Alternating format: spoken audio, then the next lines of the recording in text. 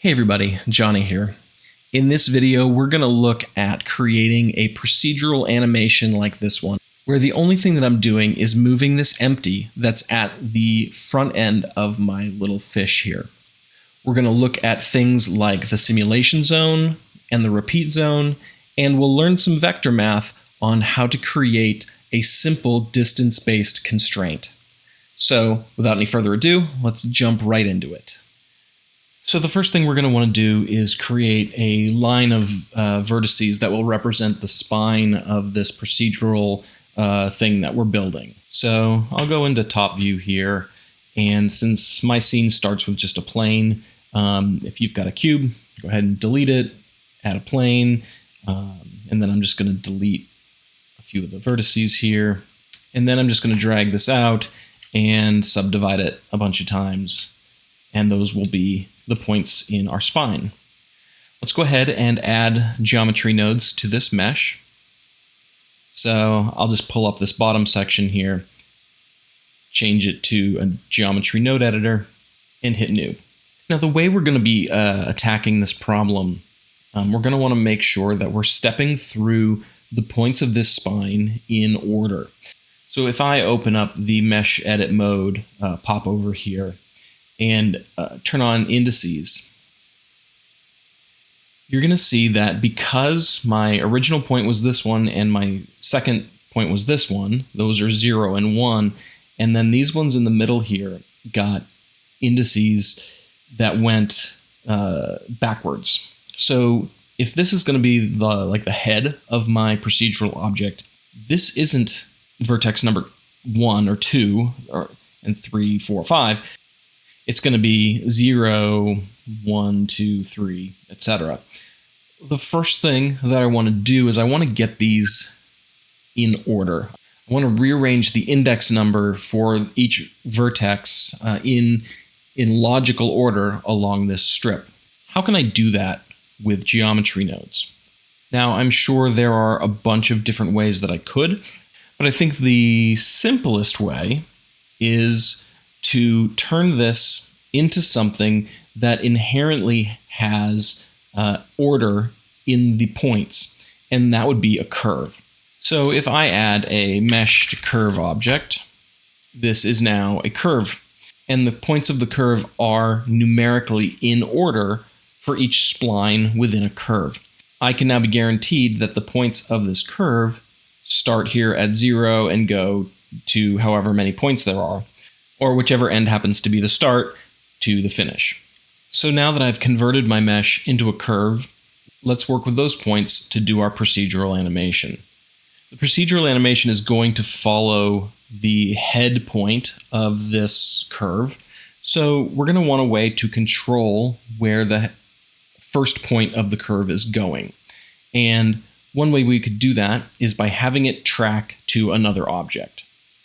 So if I select my first vertex here and do a Shift S, cursor to selected, and then in object mode, I add an empty, I will take that empty from my outliner and just drag it into my geometry nodes. So now I can get the location of that empty to track to with my first point. So how would we do that? Well, we're going to want to do this inside of a simulation zone. So I will add a simulation zone, and we're going to want to do a set position. So set position is going to take the points that we want to move and change them to whatever we want. So the position we want the vertex to go to is the location of our empty. Now, since we haven't selected any vertices yet to set, we are actually setting all of them to that position, which is not what we want. We just want to set the first one.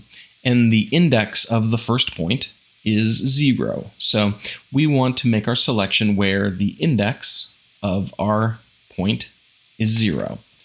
So we'll add an index node. We want where that is equal to 0.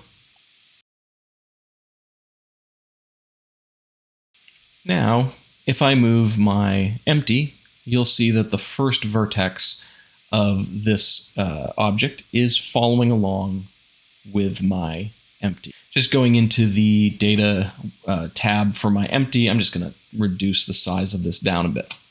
So for every frame of the simulation, this is going to track to my empty. Now, how are we going to do the procedural animation? Let's take a look at a constraint-based method of doing kind of a pulling a rope or a chain or an animal movement or something like that.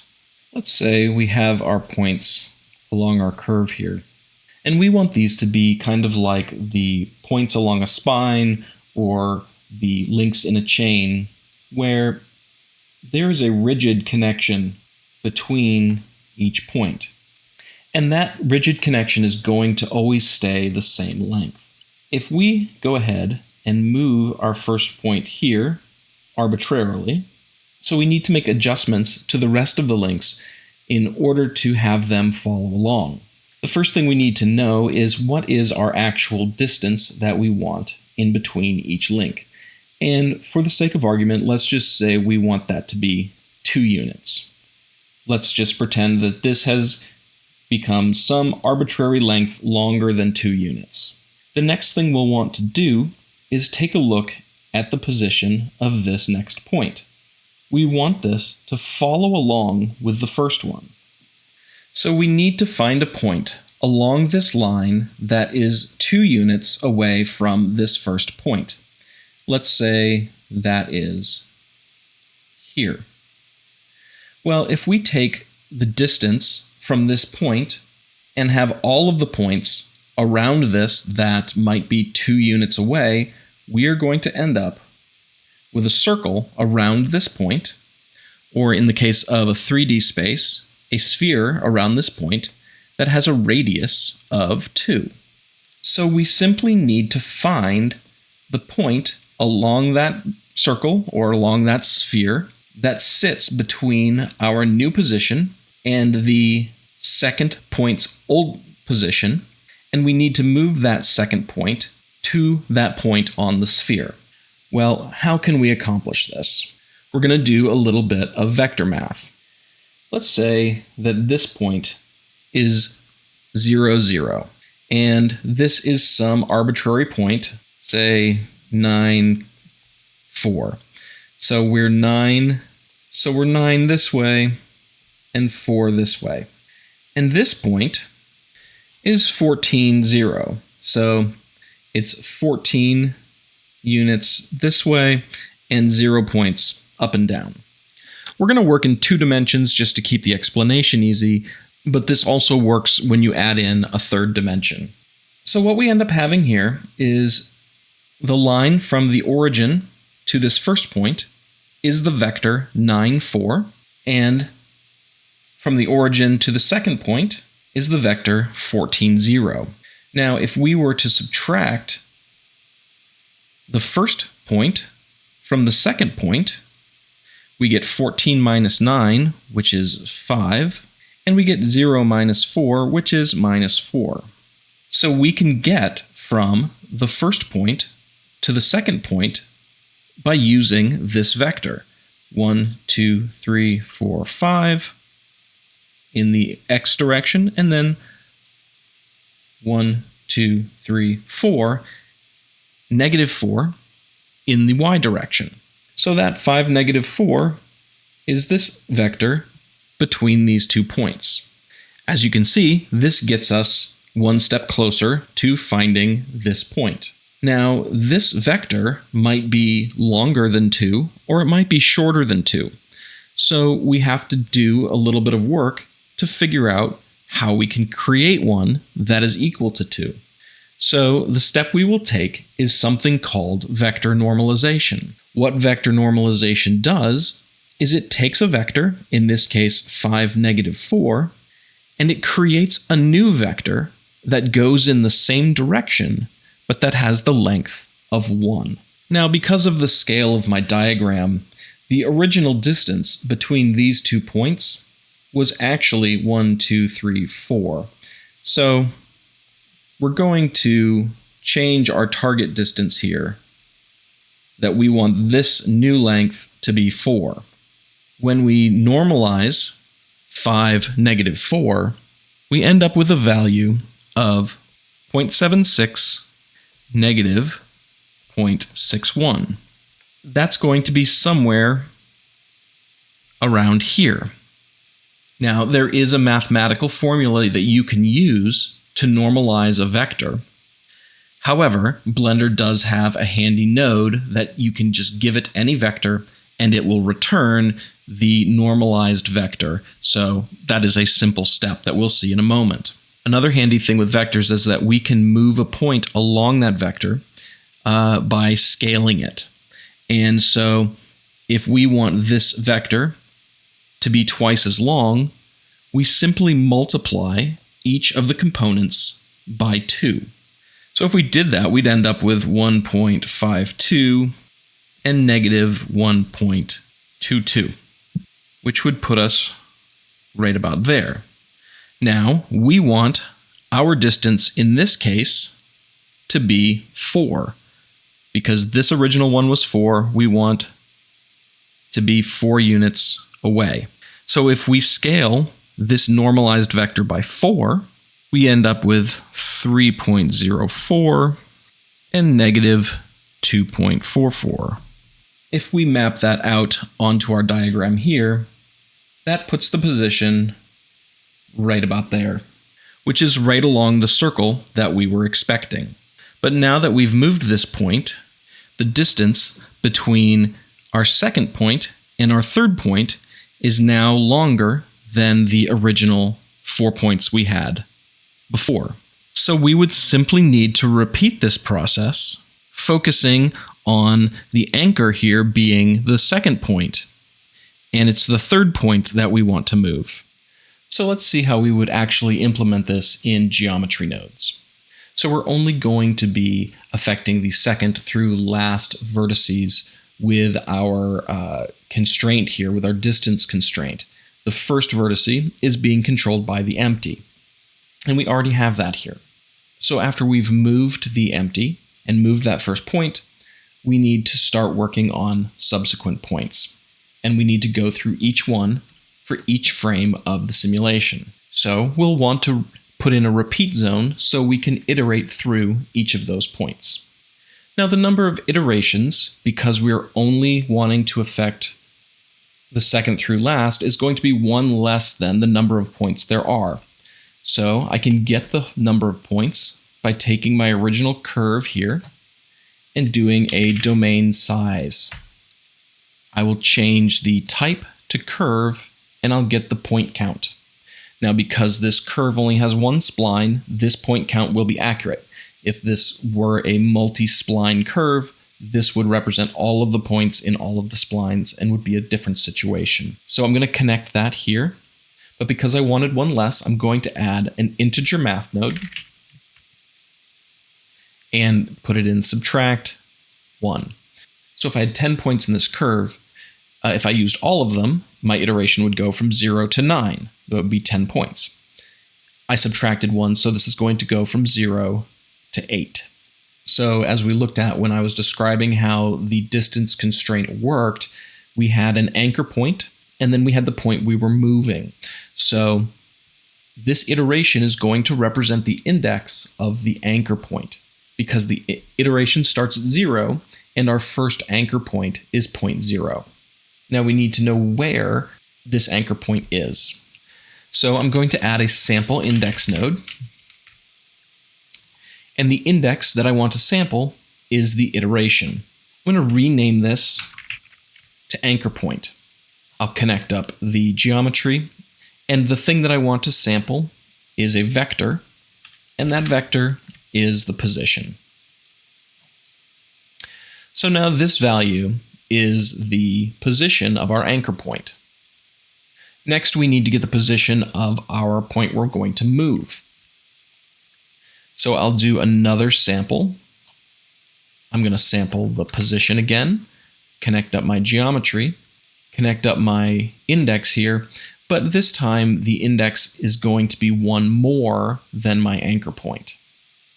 So I'll add an integer math node Connect that in and add 1. I'm just going to clean up my nodes here a little bit. Now, just as we were saying in the description of the distance constraint, we're going to subtract the anchor point from our point that we're moving. Now I'm going to rename this one move point so we keep our things straight. So we have our move point. We'll do a vector math subtract and subtract our anchor point. So this is the vector that goes between our anchor point and our move point, and it is the length of the distance between them. So I'll pull this out, type in normalize, and get the vector math normalize node.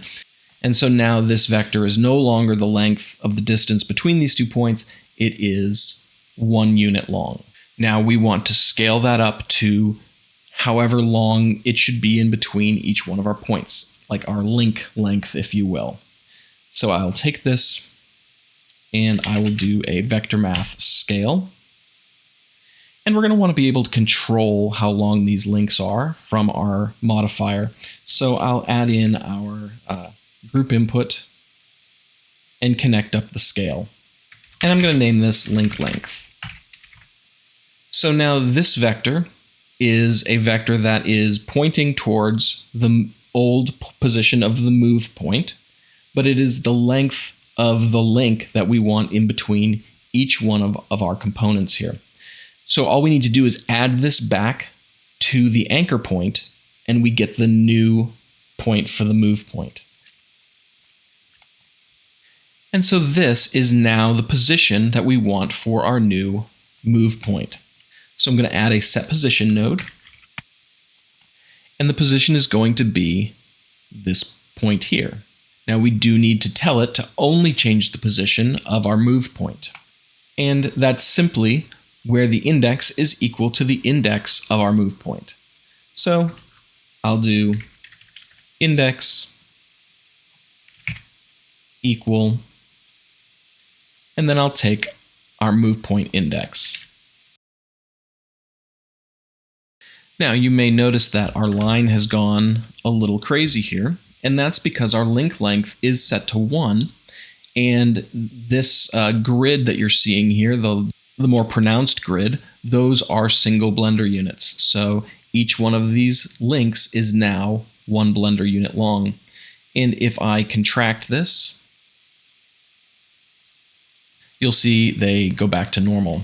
Let's go ahead and play this animation.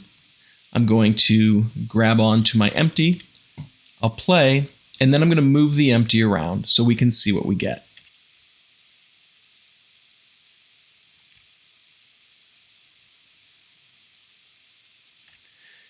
So this is the effect that we're going for. Now, just to finish this out, to make something more interesting, let's go ahead and add a body to this, and then maybe add some fins to it. So it looks like some kind of fish or lizard or something. Since this is a curve we're dealing with here, if I hover over here, you can see that I've got a curve with 9 points and 1 spline. I could simply do a curve to mesh node. And for a profile curve, I'm going to use a quadrilateral, and you'll see why in a second. And I'm going to make it taller than it is wide. I'll hit fill caps here, and I'm going to add a fillet curve node. Okay, so there. We've got something, I don't know, kind of looks like a tapeworm. You be the judge. And this will follow along with our curve. So now let's add some fins that also follow along with the body. Here I've created an incredibly simple mesh. It's really just a cube that I did a loop cut on, stretched it out, flattened it, and added a subdivision surface. It's nothing special. But you'll see that it is aligned with an axis. And if I turn on the viewport display axis for this, you'll see that is the case. And that is going to be important here momentarily. To add these fins to this object, I'm going to take them from my outliner and drag them in. And then I'm simply going to join them to the curve to mesh here that I had before. Now we need to put these in the correct position so that they track along with our new curve. So I'm going to add a transform geometry node to my fins. And the first thing we need to do is set the translation, or the position that these are going to be. For this one, we're going to use the sample curve node.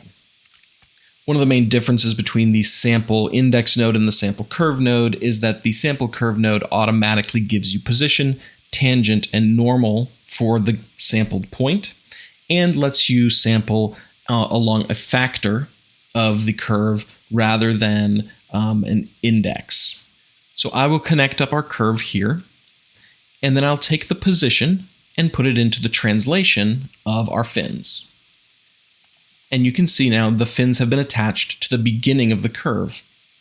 But if I change the factor, I can slide them along the curve. Let's put them right about here. But you can see very quickly that while they do stay in the right position, they don't rotate with the curve. So let's take care of that. First, from a top-down view here, we want the fins to be pointing in the same direction the curve is pointing at the point at which they're attached.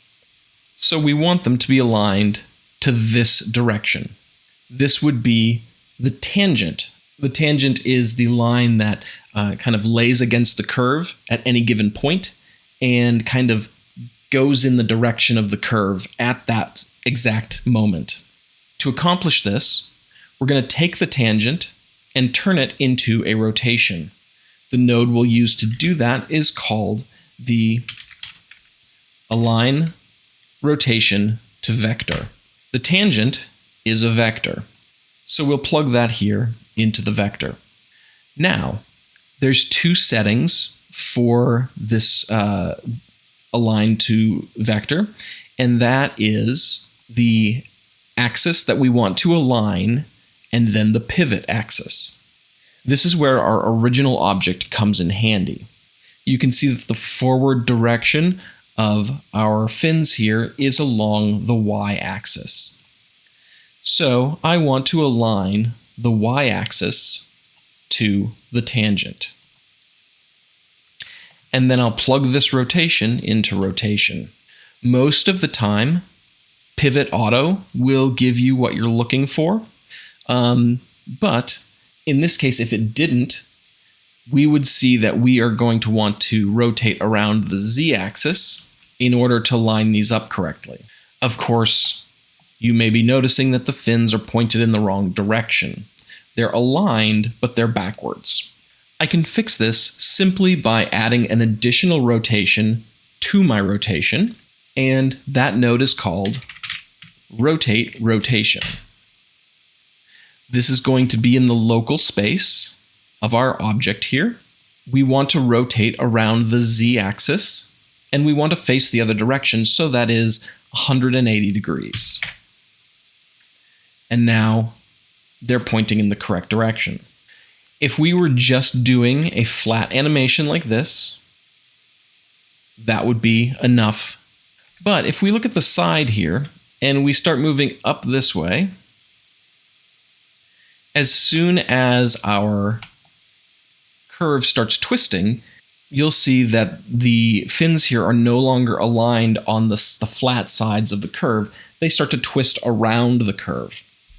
That's because we're not constraining their rotation around their y-axis. That forward rotation, we're not aligning that to anything. So in order to do that, we're going to use another piece of the sample curve, and that is the normal. So while the tangent is going off in this direction, the normal is at a 45-degree angle to the tangent. It goes off in the direction where the twist of the curve is 0. And so you might have a hard time knowing where that is, but we can correct that spin just like we did with the rotate rotation here. So we're going to add another align rotation to vector. This time, the vector we're going to align to is the normal. Now we have some options here. We could align the normal to the z-axis because you see that is at a 45-degree angle to the tangent that the y is aligned to. Or we could align it to the x-axis here because that is also a 45-degree angle from the y-axis or the tangent. Let's align it to the x-axis and then plug in that rotation. You can see here that now the fins are aligned to the sides here. And if we went with the z-axis, you would see that they're aligned top to bottom. And of course, you could alter that by adding a rotate rotation and giving it some additional push in one direction or another. So now you can see as it flips around and turns, the fins are staying correctly aligned to the side of the object. Finally, let's add some shape to this body by just using a simple vertex group. So editing my original mesh here, I'm going to grab all the vertices, hit Control G to add them to a new vertex group. That vertex group is called group, and we're just going to leave it like that. And we're going to want to use that to change the radius of our curve. So if I do a set curve radius, I use a named attribute, which is going to be group. And since a vertex group goes from 0 to 1, this attribute here is going to be 0 to 1. We're going to plug that into a multiply node so that we can make it bigger than 0 to 1. And we'll go in and we're going to assign some weights here. And so there you have it. We've got a procedural animation that follows a point, that twists and turns, and its extremities stay linked up to the correct position, and each of the points of its body stay the same distance apart as they're supposed to. Of course, what you do with this from here is completely up to you. This can be used for tails, chains, spines, fish, lizards, really trains, whatever you could think of. And you want to instance on the points, you can do this like I did with curves, you could do this with volumes, like whatever you want to do, you could make this happen. So this project file will be available on my Patreon. If you want to go over there, the link is down in the description. And as always, I hope this inspires you to make something awesome. And until next time, I'll catch you later.